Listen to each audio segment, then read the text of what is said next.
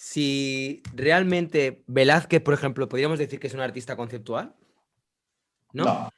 Bueno, no sé, tal como lo comentaba Rafael López Borrego, decía que Pero hay un concepto, ¿no? claro, es que el tema es que hay algunos cuadros en los cuales sí lo hay, pero en Vale, otros cuadros de no Velázquez tanto, hay ¿no? un mero ejercicio de técnica. Exactamente igual que él domina a la perfección en muchos casos, sobre todo en lo que tiene que ver, por ejemplo, en primera etapa, con los acabados, los brillos y todo este tipo de cosas, ¿no? O, por Ujú. ejemplo, para él supone una revolución ir a Italia y entonces al volver de Italia él pega un giro de 360 grados en todo lo que tiene que ver con el color, con la pintura veneciana, con los cuerpos que ha aprendido, sobre todo en Roma, de los seguidores de Miguel Ángel y demás. Pero claro, cuando pinta la túnica de José, por ejemplo, pues hombre, que es o sea, que es un cuadro religioso, pues no sé si puedes ver ahí un ejercicio conceptual, más que él está dominando estas dos técnicas italianas que ha sido capaz de absorber a la perfección, ¿no? O sea que bueno, no sé, Vale, quizás, pero más vamos, te he allá, dicho ese cuadro y ahora estoy sí. pensando que en ese cuadro hay un perro que está ladrando porque se da cuenta de que los hermanos de José están engañando a Jacob. Bueno, no sé si lo queremos ver Bueno, ahí da como... igual, pero, o Pero sea, yo, vamos, que sería un detalle excesivamente, no sé, ¿sabes? vale, pero yo Pero, donde quería ir a parar es cuando de repente ahora hay toda este ataque, ¿no? Contra el arte conceptual, ujú. ¿no? Los artistas conceptuales. Bien, da la sensación de que los artistas conceptuales no pintan. Primer mito que queda, yo creo, claro que que está roto. O sea, hay artistas conceptuales que pintan y usan la pintura para hacer arte conceptual. Hasta ahí hay consenso, ¿no? De los que estamos aquí, ¿o no? Sí, sí, vale. Sí, sí, sí. Luego, dentro de los artistas que hacen arte conceptual, digamos que hay artistas que hacen arte conceptual de una manera más directa y evidente, y otros que quizá de alguna manera necesita como quizá un poco de perspectiva para poder analizar toda su obra en conjunto y darte cuenta de que su pintura forma parte de un engranaje mayor donde la pintura pues tiene un espacio al igual que la instalación, al igual que la performance o lo que sea. Ejemplo que me viene, Jonathan Messe, ¿vale? Que es como un artista que pinta, pero que hace performance, hace instalaciones, escribe y todo de alguna manera redunda en una idea madre que es también la que de alguna manera recoge todo ese trabajo, ¿no? Entonces, ¿de qué estamos hablando cuando de repente hay una crítica contra el arte conceptual y tal? Del ready-made. O sea, cuando de repente hay estos ataques furibundos, ¿no? Que hemos visto últimamente contra todo lo que es artista.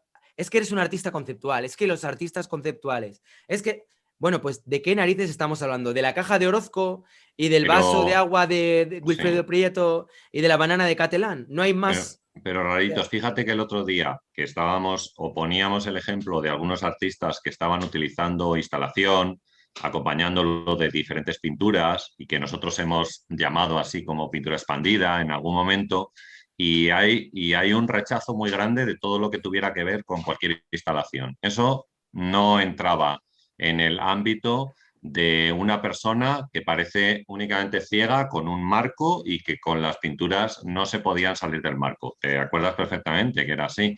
Entonces, la instalación no servía. Y fíjate que en la instalación era, bueno, había, en la pintura también había algún mensaje de tipo mapas mentales, mapas de ciudades, todo este tipo de cosas, ¿no? Pero era en la instalación donde estaban los mensajes principales que había en la obra en sí. Entonces, yo creo que el problema está en que parece que no salimos de un ámbito que tiene que ver con la técnica pictórica y que hay gente que no lo acepta, que se pueda salir de ese ámbito, cuando a lo mejor desde hace bastante tiempo pues estamos en otra cosa, ¿no? O sea Creo que... que Perdón, dale. Sí, no, Gala.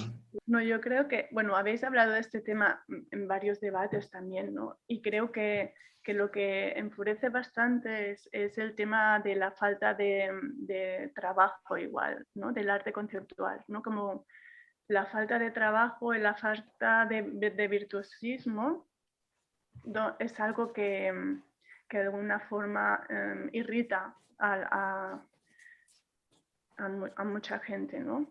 porque de alguna forma el arte se ha ¿cómo se llama? Que ya no es más desacralizado. Eso. y podemos ver cómo los objetos cotidianos han invadido esta escena artística, y entonces esto es como un poco chocante, ¿no? Es como aquello que tengo yo en casa, ¿no? De golpe ahora voy a una galería, ¿no? Y está allí como si fuera arte, es como una emboscada. Pero de alguna forma es la culminación de esta decisión de hacer arte que sea antiartístico, ¿no? Que era con lo que hemos empezado hoy un poco a hablar. No sé, era solo este pequeño apunto porque a mí me encanta escucharos. O sea, no creo que diga mucho más porque me encanta lo que... Sí. Bueno, cuando A quieras. ver, yo creo también que, o sea, lo que en realidad sí, eso es posible que moleste, pero a lo mejor son esos objetos que son llevados desde otro lugar o que componen parte de esa obra de arte. Realmente, o sea, eso es lo que, como dices tú, es lo que molesta, pero en realidad es lo que le da sentido a la obra, desde mi punto de vista. O sea, es que al final el sentido de la obra está en esos objetos, son los que te ayudan a reflexionar acerca del trabajo en sí. Es decir, porque si el otro día que estábamos viendo esta obra de Franz Ackermann, ¿no? En la cual, si ponemos solamente las pinturas están muy bien, él es un buen artista y demás, domina también la técnica, yo creo, sin problema. Pero el sentido de su obra, que se llama 23 fantasmas por 23 inmigrantes que llegaron a una de las Islas Baleares, ¿vale? En una barca y que él estaba allí en la playa y los vio de repente, el sentido de la obra no está en los mapas mentales de las ciudades que él representa, sino en los otros objetos que forman parte de, pues no sé, una barca, las maletas abiertas de esos inmigrantes, ¿cómo se llama estos? Los libros, no me salen, los libros de viaje, estas cosas que podías coger en las agencias de viaje, la idea de que hay una cárcel para las personas que tratan de escapar de los países pobres y las que tratan de escapar de la rutina de los países ricos, la diversión con un pinball y una mesa de billar. Es decir, es que el sentido de todo está en todos esos objetos.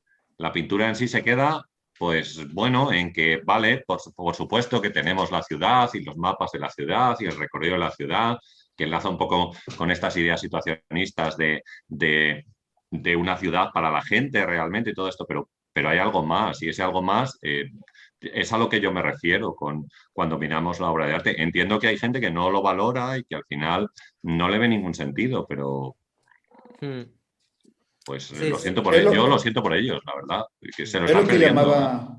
es lo que llamaba Walter Benjamin imagen dialéctica, ¿no? O sea, Mm. la imagen que conlleva el relato de un presente que se sucede dentro de la creación de esa imagen. Digo, una especie de naturaleza en proceso de la imagen. Digo, contestando lo de hace rato, que si Velázquez es un artista conceptual, no es un artista conceptual porque no existe el medio conceptual, o sea, no se ha creado el medio conceptual a ser un artista conceptual, lo cual no implica que no tenga un concepto, pero sobre todo que Velázquez sea mucho más que un pintor. O sea, solamente con esto que dice, bueno, el perro ladra por esto, eso está en una relación a nivel iconológico. Es decir, la pintura barroca tenía su propio lenguaje, que era la iconología. La pintura asociada al poder y a la religión tenía una iconografía dentro de un sistema muy estructurado. No era nada más que pintabas motivos y tal. Y de hecho, esa estructura llega hasta Picasso. O sea, el Guernica de Picasso es puramente iconológico, está dentro de esa estructura. Lo que yo digo es que el lenguaje visual, que no es eminentemente visual, sino que se entrecruza con lo dialéctico, la imagen dialéctica precisamente, se transforma a partir de finales del 19, porque se crea la apariencia de un nuevo lenguaje visual, aunque de repente dice, ¿cómo se llama? Foucault, que hay esta área de conflicto, la playa, llama él, ¿no? El punto de conflicto entre la literatura y la pintura, que de hecho ya lo había mencionado Da Vinci con el Paragone. O sea, Da Vinci decía, bueno, es que el Paragone es la competencia que va a existir siempre entre poetas y pintores. Y creo que la cosa es esa, que Foucault ve una playa de descanso donde las dos conviven y se desarrollan romances entre ellas, y Da Vinci ve la playa de Normandía, ¿no? Es un terreno que hay que tomar. Y entonces, esa percepción de confrontación de medios versus aceptación de que son medios mixtos y por tanto, realmente por mucho que quieras establecer una jerarquización, no vas a poder. Me parece que es una extensión del conflicto de siempre, al grado de que lo que actualmente se llama ciencia de la imagen que define Mitchell está siendo una nueva vertiente de los estudios de la iconología, de los estudios de la sociología asociada al arte. ¿Por qué? Porque ya se dieron cuenta de que está muy difícil decir que son cosas distintas porque tienen que ver con la interacción de este triángulo peirciano. O sea, a partir del signo y todos los elementos de la comunicación, hay una cosa en medio que es amplísima y que parecería por el mismo diagrama que es sencilla, y la verdad es que es lo más complejo de todo.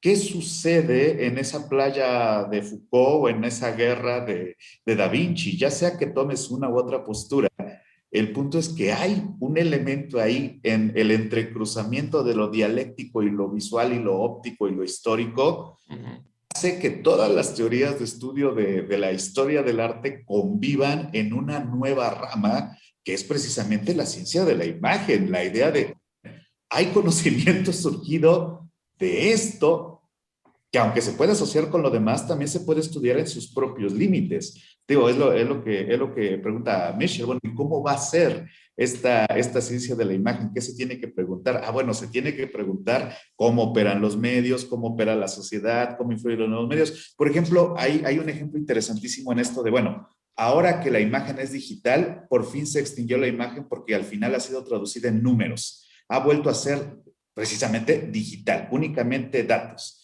Pero el punto es que en algún momento, en algún lugar están esos datos. Aun cuando ya no sean la imagen, sino que es una codificación, tienen que estar en un lugar físico, porque si no existe ese lugar físico, no existe, dice Mitchell. Y creo que eso es lo interesante. Aún en la radical destrucción que ejemplifica con la escena de Matrix, donde Neo ve la naturaleza de los villanos que son números, los percibe en cuanto a unos límites figurativos porque no pueden ser solo números, no funciona, ¿no? Y creo que ese es el punto, que el conflicto está dado desde antes del Renacimiento y no va a parar porque hay la gente que elige bandos en una idea de que eso los vuelve más nobles o más espirituales o más inteligentes o más técnicos. O sea, se agrega una dimensión moral que creo que no tiene demasiado sentido, pero dentro de ella subyace el mismo conflicto entre poetas y pintores, que era una de las diversiones clásicas de las cantinas renacentistas, ¿no? Y creo que en ese caso tampoco tiene mucho sentido pensar en cuanto, ¿por qué hay esta reticencia? Sino, diría Blake, ir más allá de lo sensorial para comprender la imagen, ¿no? Que la única posibilidad de asimilar una imagen es ir más allá del límite humano de la imagen, y solo se puede a través de la idea platónica de la idea, ¿no? Entonces, creo que va por ahí, porque te digo, sí, creo que entre más tiempo dedicamos al conflicto entre detractores o no de cierta o no arte, se pierde más tiempo en encontrar los verdaderos alcances de una obra como Las Meninas, por ejemplo. O sea, ¿de dónde se puede ver Las Meninas? Podemos apreciarla desde la técnica y es extraordinaria, desde ¿cómo se llama? Desde la composición es extraordinaria, desde el lenguaje iconológico es extraordinario. O sea, de tantas cosas extraordinarias alrededor de Las Meninas, la que menos me interesa es discutir si es conceptual o no, ¿no? ¿Por qué? Porque creo que esa respuesta se va a dar en el estudio complejo de la pintura y no en la dimensión de la competencia. Y creo que con el arte conceptual pasa algo similar. Hay demasiada gente preguntándose si es arte o no, lo cual distrae la atención de si es una buena obra o no. Porque yo creo que Las Meninas están más o menos probadas. Yo todavía estoy esperando mi mesa de debate para dar mis argumentos de por qué lo que hace Prieto es malo. Y Rayitos dice que no. Bueno, esa es la discusión, no si es arte o no, sino si en los propios términos de esta obra, ¿cómo es que podríamos decir que tiene o no calidad, no?